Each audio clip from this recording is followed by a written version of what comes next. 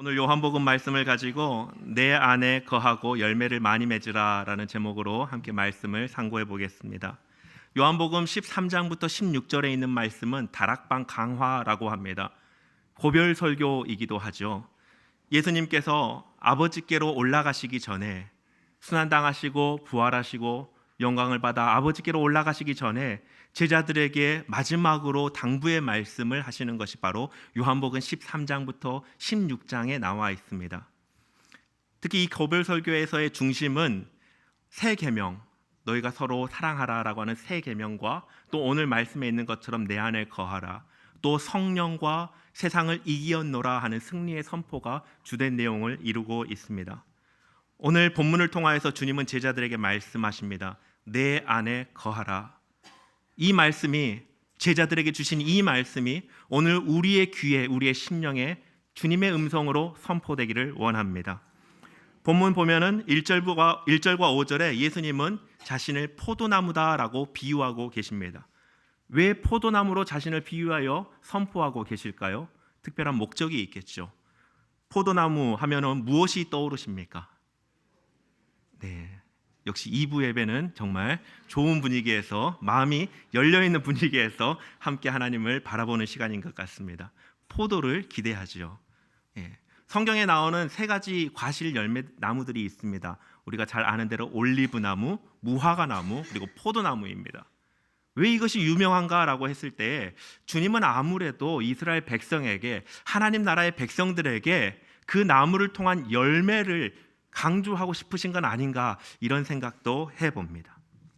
포도나무, 주님은 포도나무다라고 하실 때에 우리에게 이 말씀을 통하여서 열매를 기대하고 계신다, 이 말씀을 하고 계신 것입니다. 예수님은 1절 보면 뭐라고 말씀하십니까? 나는 참 포도나무라고 하셨습니다. 그러면 그 열매는 어떠한 열매입니까? 참 포도 열매입니다. 주님이 포도나무이시기에 그에 연결된 가지들은 반드시 열매를 맺어야 되는데 참 열매를 맺어야 합니다. 오늘 5절에서도 나는 포도나무요 너희는 가지라 라고 말씀하셨습니다. 제자들을 향하여서 너희는 나의 가지다, 그러므로 너희는 참 열매를 맺어야 한다, 이렇게 말씀하셨습니다. 오늘 이 말씀 우리가 우리의 심령에 새겼으면 좋겠습니다. 내가 주님의 가지입니다. 내가 예수 안에서 예수로 살고 예수로 참 열매를 맺어나가겠습니다. 이런 결단을 우리 모두가 하기를 원합니다. 포도나무와 가지만 있으면 충분하지 않을까요? 나는 포도나무요 너희는 가지다, 내 안에서 풍성한 열매를 맺으라, 이렇게 해도 전혀 문제가 없고 부족함이 없을 것 같은데 오늘 1절 말씀은 다른 방식으로 시작하고 있습니다. 나는 참 포도나무요 내 아버지는 농부다라고 아버지를 소개하고 있습니다. 가지를 소개하기 전에 아버지를 먼저 소개하고 있습니다.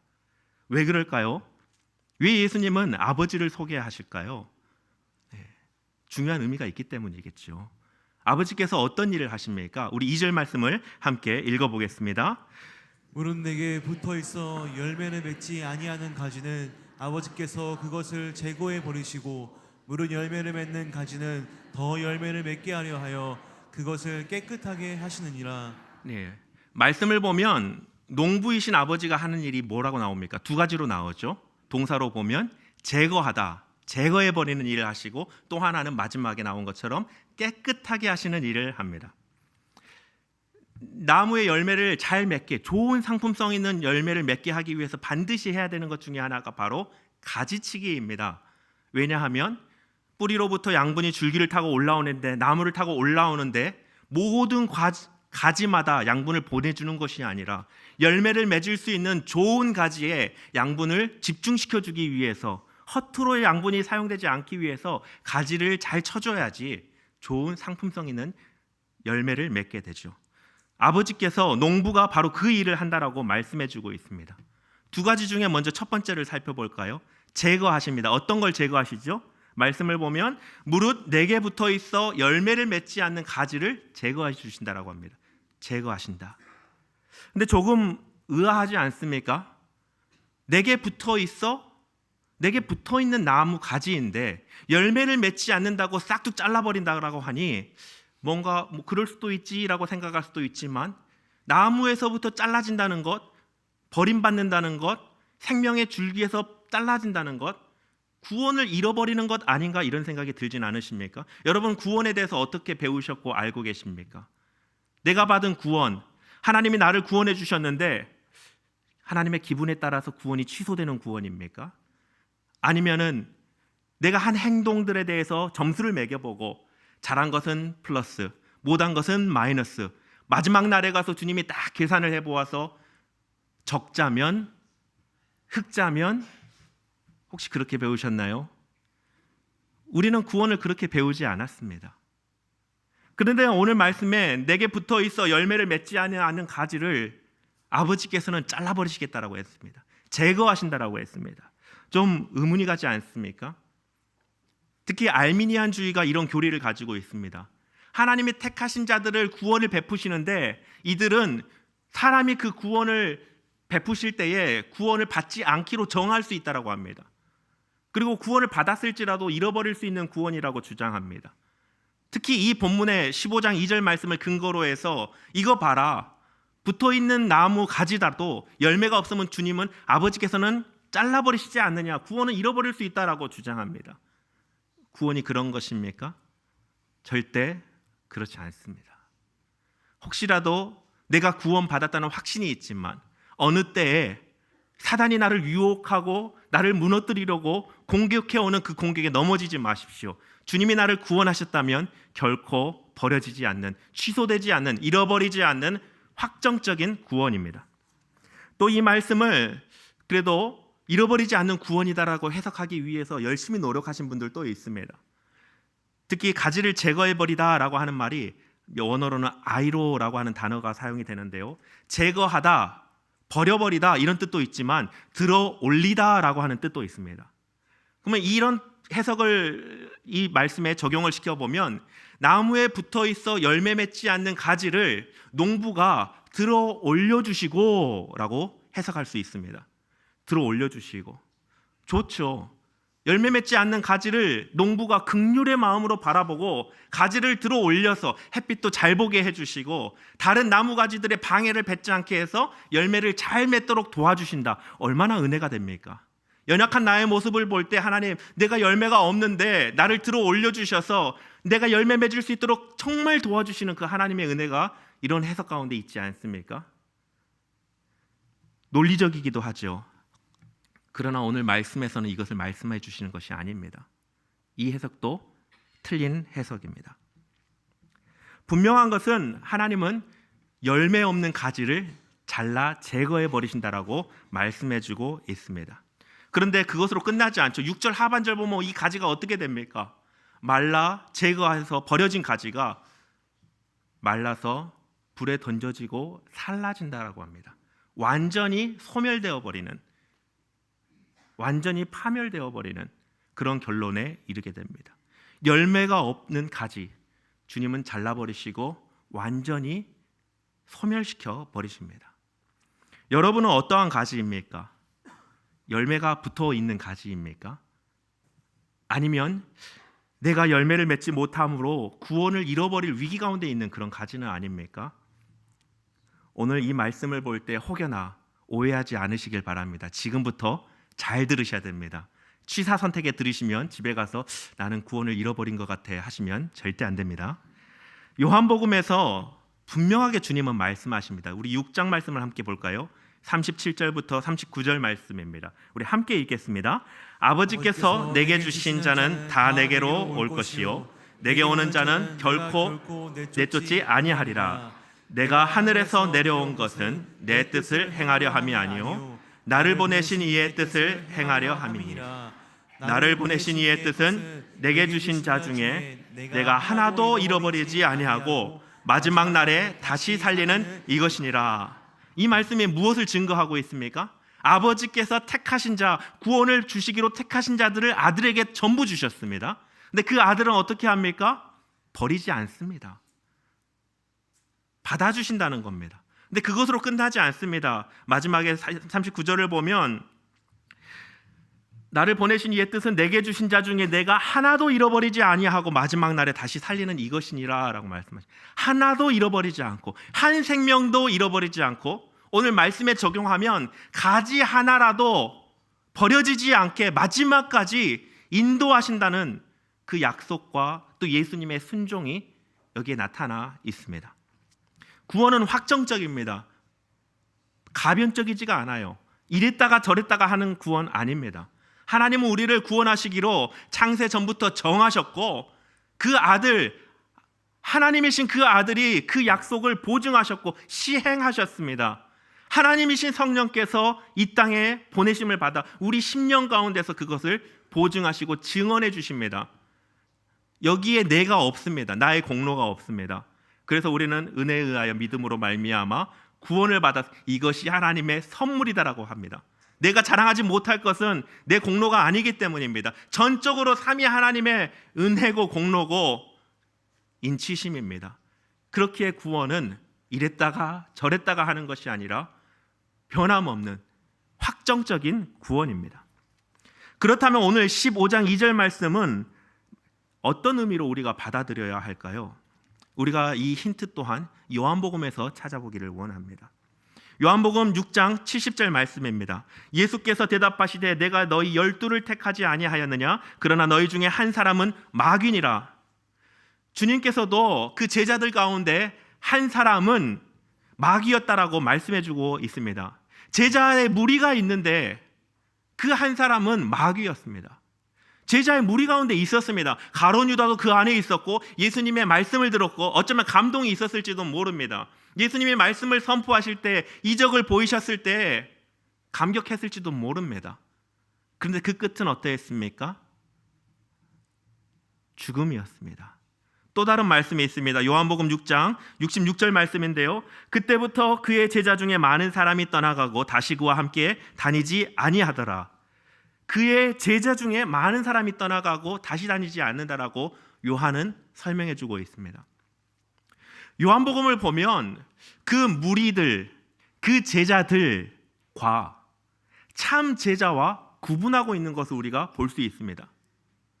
무리에 있다고 해서 참 제자다, 구원받은 가지다 이렇게 말하는 것이 아니라 그 무리가 있으나 참 제자가 진짜다, 진짜 생명을 가지고 있다, 예수님과 연합한 자들이다, 이것을 구분하여서 말씀해주고 있습니다. 그러면 그 기준은 무엇일까요? 어떤 사람이 예수님의 참 제자입니까? 요한복음 8장 30에서 31절 말씀입니다. 이 말씀을 하심에 많은 사람이 믿더라. 그러므로 예수께서 자기를 믿은 유대인들에게 이르시되 너희가 내 말에 거하면 참으로 내 제자가 되고. 많은 사람들이 따릅니다. 많은 제자들이 있었습니다. 믿었습니다. 그런데 그 사람들을 향하여서 주님은 말씀하십니다. 너희가 내 말에 거하면 참 제자가 된다라고 말씀하셨습니다. 이런 흐름 속에서 다시 한번 요한복음 15장 2절 말씀을 보았으면 좋겠습니다. 아버지께서 제거하는 가지는 어떤 것일까요? 그 무리 중에 있으나 참 제자가 아닌 사람들, 다른 말로 하면 양의 음성을 듣지 않는 사람들, 주님과의 연합이 없는 사람들, 구원받지 않은, 주님 안에 거하지 않는 사람들을 말하고 있습니다. 주님은 그것을 제거해 버리시고라고 하고 있습니다. 예수를 따르는 무리 중에서도 구원받지 못한 사람이 있다는 사실 우리가 잊지 말아야 합니다. 우리가 신앙생활을 해가면서 얼마나 환경의 지배를 받는지 모릅니다. 눈에 보이는 것과 들리는 것과 피부로 느껴지는 것과 사람의 관계에서 주는 그 안정감에 얼마나 우리가 많은 마음을 쏟아주는지 모릅니다. 여러분, 신일교회 안에 예배당에 와서 함께 예배하면 구원받은 사람입니까? 구원을 보장해 주지 않습니다. 무리 가운데 있어도 참 제자는 달랐습니다. 말씀 안에 거하는 사람이 참 제자였습니다. 무리 안에 있을지라도 예수님과의 연합이 없다면, 예수님을 나의 구주로 영접한 사실이 없다면, 예수님을 나의 주인으로 고백하지 않는다면, 그리고 나의 삶의 주인이 예수님임을 순간순간 고백하기를 포기하고 거절한다면 주님께서, 아버지께서 잘라버릴 그 가지에 속하는 것입니다. 또 농부가 하는 다른 일은 무엇입니까? 열매 맺는 가지에 더 많은 열매가 맺히도록 깨끗하게 하신다라고 말씀하고 있습니다. 깨끗하게 하다, 카타이로라고 하는 이 단어인데요. 깨끗하게 하다, 씻는다라고 이해가 되시죠? 또 다른 의미는 가지치기입니다. 우리가 잘 아는 대로 열매를 맺기 위해서 가지를 쳐야 되는데, 열매를 맺고 있는 가지에게는 가지치기를 해서 더 좋은 열매를, 그리고 더 많은 열매를 맺게 하시는 것이 바로 아버지가 행하시는 일이다, 농부로서 행하시는 일이다, 이렇게 말씀해주고 있는 것입니다. 그러면 이 일을 어떻게 하시죠? 우리 3절 말씀을 함께 볼까요? 너희가 내가 일러준 말로 이미 깨끗하여졌으니, 내가 일러준 말로 이미 깨끗하여졌으니, 열매를 맺고 있는 가지를 깨끗하게 하시는데 어떻게 합니까? 두 가지로 볼 수 있겠습니다. 먼저 이미 깨끗해, 완료형이고요. 또 하나는 말로써입니다. 요한복음 13장을 보면 예수님께서 그 제자들의 발을 씻겨주십니다. 근데 베드로가 그러죠. 주님, 저는 안 됩니다. 나와 상관이 없다라고 하실 때에 주님은, 베드로가 뭐라 그러죠? 그럼 저의 머리도 씻겨주시고 손도 씻겨주시고 라고 합니다. 저였으면 등도 밀어주셔야 할 것 같은데 그러지는 않았습니다. 주님이 뭐라고 하십니까? 9절 말씀인데요. 13장 9절요. 시몬 베드로가 이르시되 주여 내 발뿐 아니라 손과 머리도 씻어주옵소서 할 때에 10절에 예수께서 이르시되 이미 목욕한 자는 발밖에 씻을 필요가 없느니라, 온몸이 깨끗하니라, 너희가 깨끗하나 다는 아니니라 하시니, 물론 가론 유다를 가리켜서 하신 말씀이기도 합니다만은 예수님의 참 제자들은 이미 깨끗함을 받았다라고 하는 것입니다. 그럼 발은 왜 씻습니까? 이미 깨끗하여졌지만 발을 씻음으로 내가 이미 깨끗하구나, 그리고 내가 이 깨끗함을 유지해가는 수단으로서 주님은 우리에게 발을 씻으라, 서로 발을 씻기고 너희 발을 씻으라 말씀하시는 것이죠. 이미 우리가 깨끗함을 입었습니다. 예수님을 영접함으로 말이죠. 그리고 또 어떻게 깨끗하게 하시나요? 이미 깨끗하게 하시고 말로써입니다. 말로써. 너희는 내가 일러준 말로써 이미 깨끗하여졌으니. 어떤 말일까요? 어떤 말씀입니까? 오늘 본문에는 그 말씀이 다 나와 있지 않습니다만은 요한복음을 통하여서 예수님께서 하신 모든 말씀입니다. 말씀이신 그분이 이 땅에 육신을 입고 오셨습니다. 그분은 누굽니까? 하나님이시고 하나님의 아들입니다. 구세주로 메시아로 오셨습니다. 누구든지 나를 영접하면 하나님의 자녀가 되는 권세를 주셨으니, 이 말을 받아들이고 이 말로 예수님을 영접한 사람들, 그 사람들이 바로 이미 깨끗하여졌으니 라고 하고 있는 것이죠.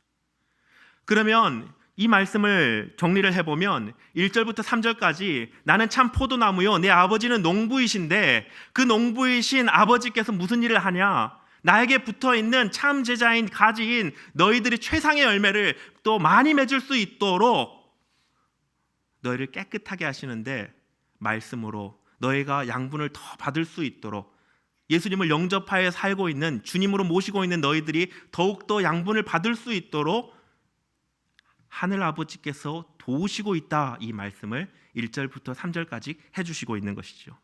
그 다음에 비로소 오늘 핵심 구절인 4절 말씀을 말씀하십니다. 우리 다 같이 4절을 힘차게 읽겠습니다. 내 안에 거하라, 나도 너희 안에 거하리라. 가지가 포도나무에 붙어있지 아니하면 스스로 열매를 맺을 수 없음같이 너희도 내 안에 있지 아니하면 그리하리라. 아멘. 내 안에 거하라 라고 하는 말씀은 제자들에게 주신 말씀입니다. 근데 이 말씀을 주시는데 갑자기 주신 말씀이 아닙니다. 갑자기 너희는 내 안에 거하라, 나도 너희 안에 거하리라 하신 것이 아니라, 이미 고별 설교 중에 끊임없이 반복적으로 주님은 내 안에 거하라가 무엇인지 제자들에게 반복해서 설명하고 알려주고 계십니다. 그리고 마지막으로 결단과 같이 오늘 15장에서 본문의 말씀으로 너희는 내 안에 거하라 라고 명령하고 계십니다. 그것을 살펴보면 요한복음 14장 11절인데요. 내가 아버지 안에 거하고 아버지께서 내 안에 계심을 믿으라. 그렇지 못하겠거든 행하시는 그 일로 말미암아 나를 믿으라. 아멘. 내가 아버지 안에, 그리고 아버지가 내 안에 라는 표현을 이미 사용하십니다. 그 후로도 반복해서 사용하고 계십니다. 14장에서 말이죠. 내가 아버지 안에 거한다는 것이 무엇일까요? 주님은 이것을 말씀하심으로 제자들에게 내 안에 거하라라고 말씀하신 거거든요. 내 안에 거하는 것이 무엇입니까? 내가 아버지 안에 거하는 것이 무엇입니까?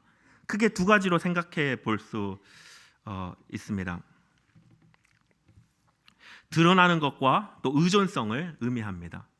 드러나는 것은 무엇을 드러납니까? 내가 아버지 안에 계심을 통하여서 무엇을 드러냅니까? 아버지를 드러내는 것입니다. 요한복음 14장에 빌립이 아버지를 보여달라 그럽니다. 그런 때 주님께서 뭐라고 답하십니까? 14장 9절 말씀인데요. 예수께서 이르시되 빌립아 내가 이렇게 오래 너희와 함께 있으되 내가 나를 알지 못하느냐? 나를 본 자는 아버지를 보았거늘 어찌하여 아버지를 보이라 하느냐? 요한복음 1장에서도 본래 하나님을 본 사람이 없으되 아버지 품속에 있는 독생하신 하나님이 나타내셨느니라 라고 요한은 선포하고 있습니다. 예수 그리스도 안에 아버지가 드러나 계시는 것입니다. 어떻게요? 예수 그리스도께서 아버지 안에 거하심을 통하여서 아버지를 드러내는 것입니다. 또 하나는 의존성입니다. 요한복음 12장 49절부터 50절 말씀인데요. 내가 자의로 말한 것이 아니요 나를 보내신 아버지께서 내가 말할 것과 이를 것을 친히 명령하여 주셨으니 나는 그의 명령이 영생인 줄 아노라. 그러므로 내가 이르는 것은 내 아버지께서 내게 말씀하신 그대로니라 하시니라. 아멘. 예수님께서 말씀하시고 선포하시고 행하신 모든 것이 자기 자신의 생각과 의지로 하는 것이 아니라 아버지의 말씀을 말씀하시고 아버지가 선포해야 할 것을 선포하시고 아버지가 행하실 것을 행하셨다라고 말씀해 주고 있습니다. 전적으로 예수 그리스도께서는 아버지 안에 거하심으로 아버지께 의존하셔서 말씀하시고 행하신 것을 우리가 볼 수 있습니다. 오늘 본문에서도 그걸 증거합니다. 9절을 보십시오. 아버지께서 나를 사랑하신 것 같이 나도 너희를 사랑하라 하였으니 나의 사랑 안에 거하라 라고 말씀해 주고 있습니다. 아들 안에 계신 아버지는 사랑으로 아들 안에 있음을 증거합니다. 그리고 예수님도 제자들을 사랑함으로 그들 안에 계심을 증거합니다. 이미 아버지와의 관계 안에서 나의 안에 거하라. 그리고 거하는 것의 증명이 사랑으로 보여지는 것을 제자들에게 말씀하시고 행하여 주시고 제자들에게 말씀하시는 겁니다. 특히 요한복음 이 말씀 가운데 보면은 거하다는 것이 사랑이다라는 것으로 이렇게 교차적으로 해석할 수도 있습니다. 9절 말씀에서도 이게 반복돼서 나오고 있죠. 거하신 것이 사랑으로 증명됩니다. 아버지께서 나를 사랑하시는 것이 어떻게 증명이 됩니까? 내 안에 거하시기 때문에. 반대로 아버지께서 내 안에 거하시는 것은 어떻게 증명이 됩니까? 나를 사랑하시는 것으로 증명이 됩니다. 그와 같이 예수님께서 제자들에게 말씀합니다. 내 안에 거하라. 어떻게 증명하라고요? 나를 사랑하라 라고 말씀하시는 것입니다. 그리고 10절 말씀을 주십니다. 내가 아버지의 계명을 지켜 그의 사랑 안에 거하는 것 같이 너희도 내 계명을 지키면 내 사랑 안에 거하리라. 그러니까 9절과 10절을 이어서 보면은 너희는 내 안에 거하라 라고 말씀하신 주님은 내 안에 거하는 것은 나를 사랑하는 것이다 라고 말씀하시고 나를 사랑하는 것은 내 계명을 지키는 것이다 라고 말씀해 주고 있는 것입니다. 그러면 그 계명은 어떠한 계명일까요? 주님의 계명을 지켜야 주님을 사랑하는 것이고 주님을 사랑할 때 우리는 비로소 주님 안에 거하게 되는데 이 계명은 어떠한 계명입니까? 이 고별 설교의 초반부에 주님은 새 계명으로 제자들에게 주십니다. 너희가 서로 사랑하라. 너희가 서로 사랑할 때 이 계명을 지킬 때에 비로소 너희가 나를 사랑하는 것이고 너희가 아버지의 사랑 안에 거할 것이다 라고 말씀해주고 있습니다. 내 안에 거하라는 명령은 결국 나를 사랑하라는 명령이고 이 명령의 내용은 너희가 서로 사랑함으로 라는 적용입니다. 너희가 서로 사랑함으로 사랑의 명령을 실천하여 내 안에 거하라 라고 하는 명령인 것입니다. 나는 포도나무요 너희는 가지라 그가 내 안에 내가 그 안에 거하면 사람이 열매를 많이 맺나니 나를 떠나서는 너희가 아무것도 할 수 없음이라. 5절에서 주님은 너희가 내 안에 거하고 내가 너희 안에 거하면 너희가 열매를 많이 맺는다라고 말하고 있습니다. 그렇다면 이 열매는 어떤 열매입니까? 뭐 1차적으로는 포도나무 열매겠지, 포도겠지요. 근데 그것이 무엇을 의미합니까? 이제까지 설명해드렸던 것처럼 내 안에 거하라, 사랑으로 거하라. 사랑의 명령은 바로 서로 사랑하라 했습니다. 그럼 주님 안에 거함으로 우리가 맺게 되는 열매는 어떤 열매입니까? 사랑의 열매입니다. 사랑의 열매를 맺는 우리에게 하나님은 더 큰 열매를, 더 풍성한 열매를 맺게 해주시겠다라고 말씀하고 계신 것입니다. 사랑의 열매. 사랑의 열매 하면은 우리가 무엇을 떠올립니까? 사랑하면 무엇이 떠오르십니까? 고린도전서 13장 말씀이 떠오르실 것입니다. 고린도전서 13장 말씀은 사랑의 열매를 맺기 위해서 우리가 무엇을 구해야 하는지를 우리에게 주신 말씀입니다.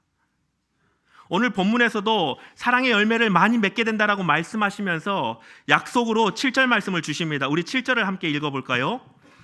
너희가 내 안에 거하고 내 말이 너희 안에 거하면 무엇이든지 원하는 대로 구하라. 그리하면 이루리라. 너무나 좋지 않습니까? 무엇이든지 원하는 대로 구하라. 그리하면 주시리라. 아멘 하시는 분은 없네요. 네. 저는 이 말씀만, 이런 말씀만 보면 너무 행복합니다. 구하면 다 주신다니까. 예, 하나님 고기도 주시고 뭣도 주시고 저것도 주시고 저것도 주시고. 우리가 기도할 때 그렇지 않습니까? 어쩔 때는 막 이런 말씀들만 모아가지고 구하면 주시겠다고요 하면서 이것 주세요 저것 주세요 하고 라고 하시진 않으시나 봅니다. 저는 그렇게 기도합니다. 하곤 합니다. 너무나 좋은 말씀인데 여러분 구할 때마다 다 받으십니까? 주님께서 다 이루어 주시던가요? 왜 응답이 더디고 왜 응답이 없을까요?